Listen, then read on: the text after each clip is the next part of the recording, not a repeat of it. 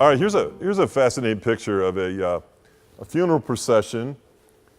People dressed in black, they're mourning, and they're schlepping this casket through the countryside. And look what's falling out of it: money. To the grave. Can't take it with you. This guy figures he can take it with him. He's got the money he accumulated during his life in the casket, and the casket can't hold it all. Says he's kind of selfish, doesn't it? He's defined his importance by what he's amassed in life, what his possessions sort of define him. Not only define him, but define him even after he's gone.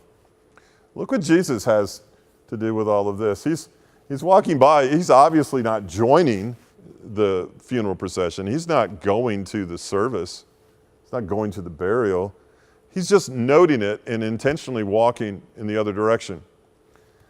You and I are not called to live some sort of selfish life of hoarding things for ourselves. We're not called to be me monsters. We're not called to not take care of those in our absence. We're supposed to be proactive people who have others in mind, who want to do what we can to help others that aren't materialistic. It's kind of like the brothers that went to their father's funeral. They're in the funeral home, and he's got all this cash in the casket with him. And it was his desire to bring that cash with him to his grave. Well, the sons are having an issue with that, and two of them said, "I'll respect it, that's fine, he's our father. I'll respect it, leave the cash in the casket, just bury it, it's fine, it's not that important." And they leave, and the third brother's kind of hanging back, and he says to himself, I guess it's kind of okay. So he found a way to rationalize it. So he wrote a check for the amount of the cash, pulled all the cash out of the casket, put the check in the casket, and buried his dad with the check.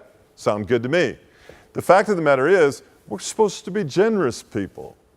What does it profit a man to gain the entire world and then lose his own soul? I don't know if you got more month than money. I don't know if you've got a lot of possessions. But what is it that defines you?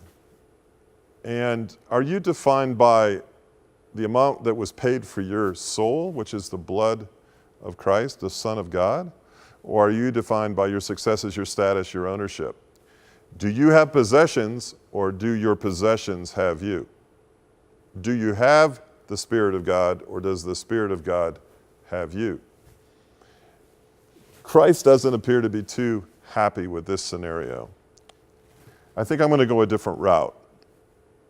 One of the saddest things I've ever done is sat through funerals in a funeral home with a resident pastor or chaplain for the funeral home doing services for people he had never met.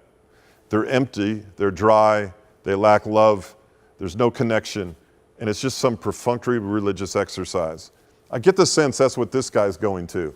He's going to a funeral home to have a funeral from a man who never knew him, who's trying to say something decent about him, but in reality, his last decision speaks for itself.